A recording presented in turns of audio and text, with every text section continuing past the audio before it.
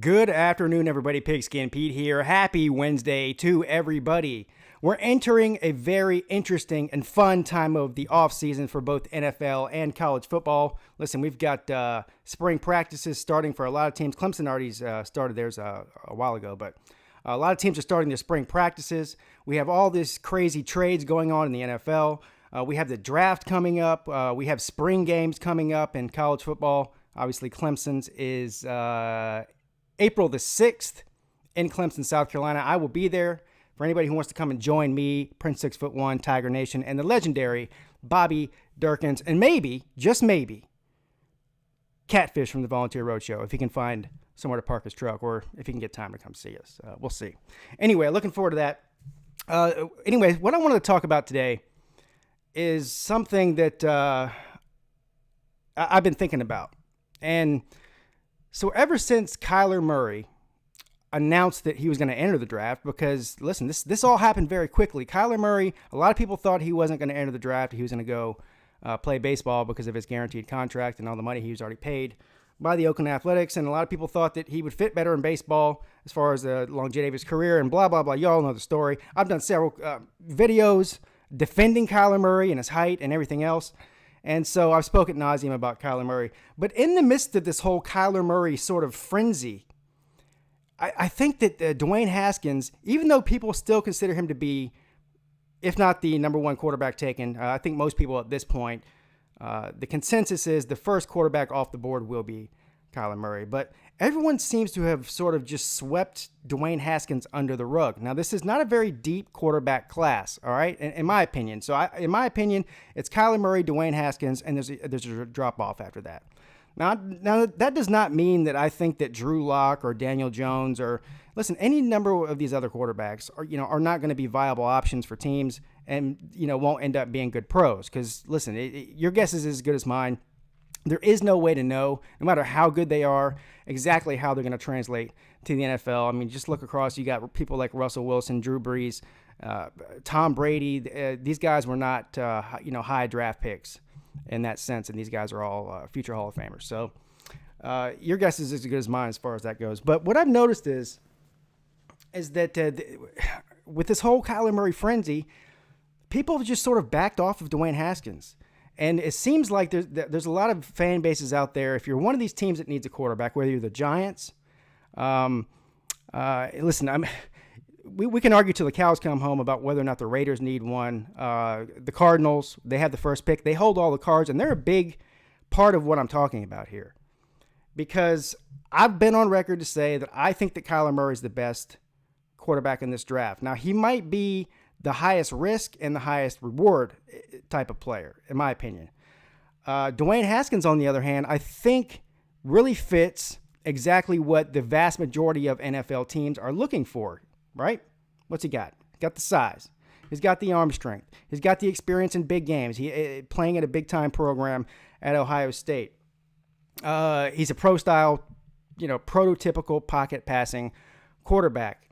And I think people are overlooking what he did at Ohio State because he only started for 1 year. But listen, that's one way to look at it. You only have a small sample as far as actual game tape to go off of. But what did he do in that 1 year? I'll tell you what he did. He threw for 4,000-something yards and 50 touchdowns. And here's what else people forget about Dwayne Haskins. Dwayne Haskins was leading a team last year in Ohio State that the year started off with a huge controversy. They didn't have their head coach for the first couple of games. The defense was projected to be like a top 3 defense in America before the season, and that turned out to be with Nick Bosa getting hurt and just a lot of other problems on the defense. The defense ended up just struggling all year. They weren't anywhere near what they were supposed to be going into the season, and they got behind the 8 ball in so many different ways. And if you go back and just look at the season and watch some of these games over again, if it weren't for Dwayne Haskins, Ohio State might have lost 5 games. He really put that team on his back. So that's number one. That's leadership. And then not only that, not only putting the team on his back, but to put up the numbers he put up is actually pretty amazing. And I've also heard, not on mainstream media, but I guess more on YouTube, I've heard people that question his character and say that he's on social media a lot. Listen, I haven't heard any of that actually. If you're faulting a guy for being on social media, how old is Haskins? 21, 20, whatever he is. He's a young guy. I haven't heard anything but great things about this guy's character. He's not a me guy. He's a team guy. He's not getting out there getting in trouble. Listen, J.T. Barrett even got arrested for DUI when he was at Ohio State. Nobody ever questioned his character, at least as far as I know. I mean, they questioned his quarterback abilities, rightly so.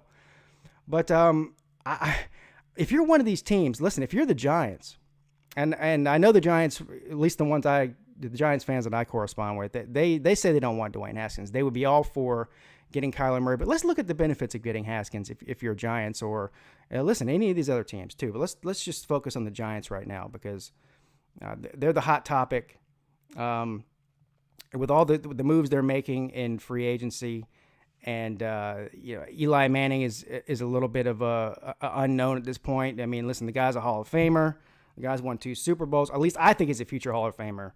But he's getting older. He doesn't have the weapons that he normally once had in his heyday. The defense isn't near as good as it was, when he was winning those Super Bowls. And some people even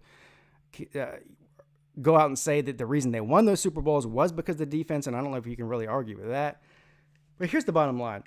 So Dave Gettleman has publicly said at the Combine that he wants to model the way that the Giants do things, sort of like what Kansas City's been doing.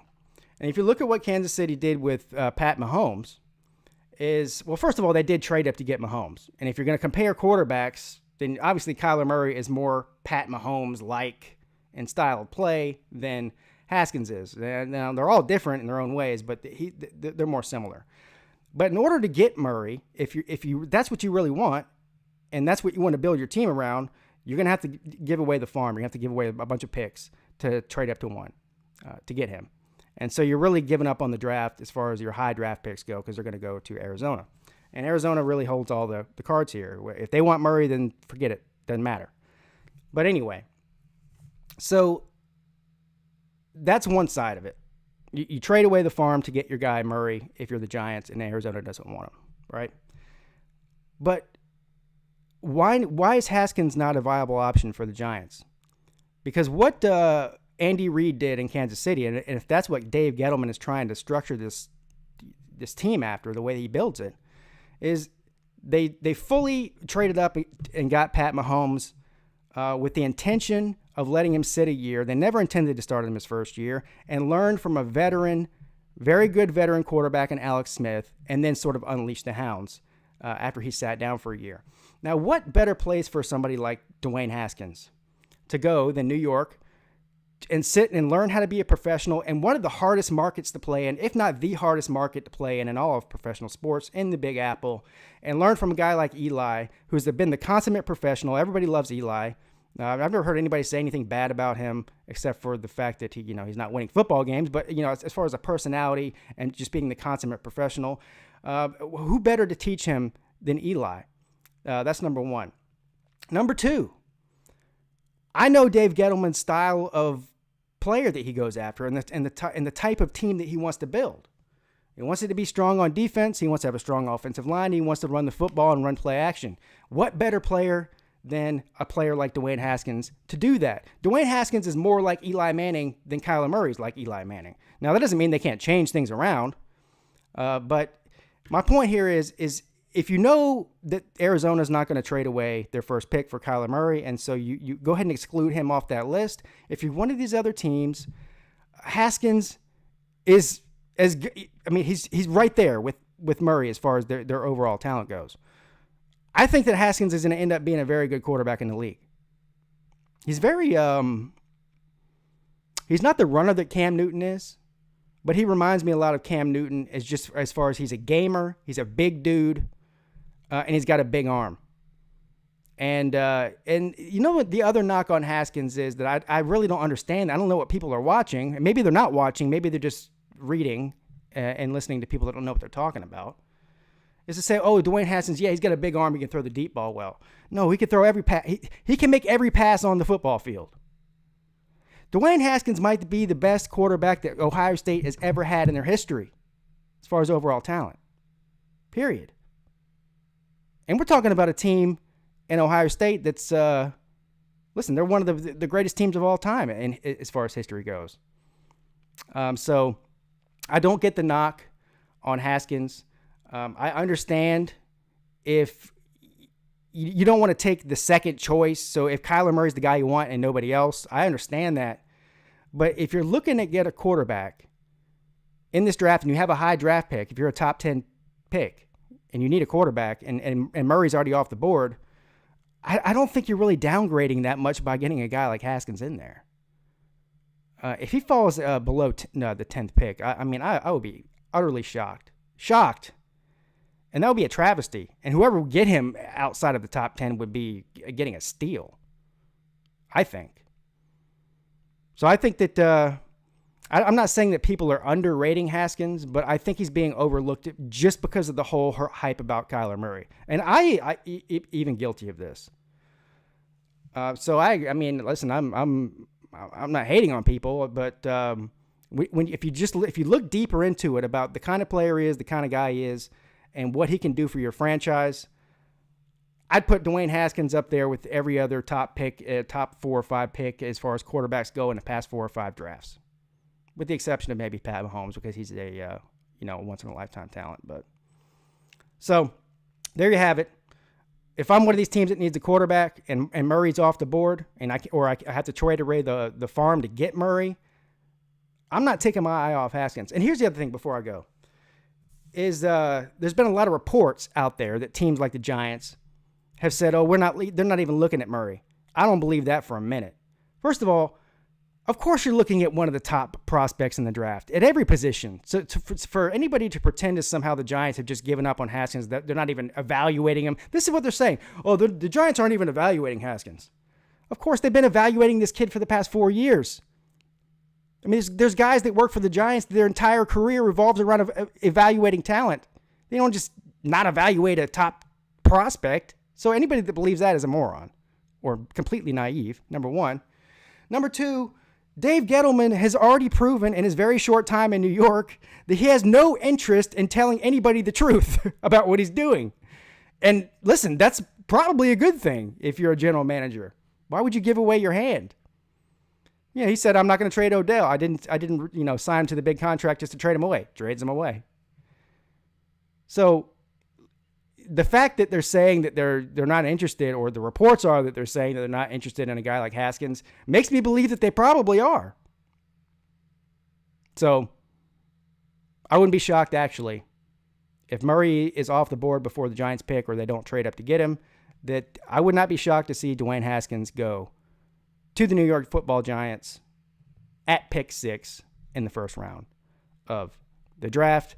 Honestly, wouldn't even be surprised to see somebody like Oakland draft him if he's still there when they pick, even though I think Oakland's going to go defense. But we don't know what Gruden's, where his head's at. Yeah, really. He's harder to figure out than anybody. John Gruden is a complete unknown. Nobody knows what Gruden's going to do except for Gruden. We know that much. Anyway, there you have it, folks. Don't sleep on Dwayne Haskins. Just don't do it. I wouldn't. Have a great day. Pigskin Pete checking out.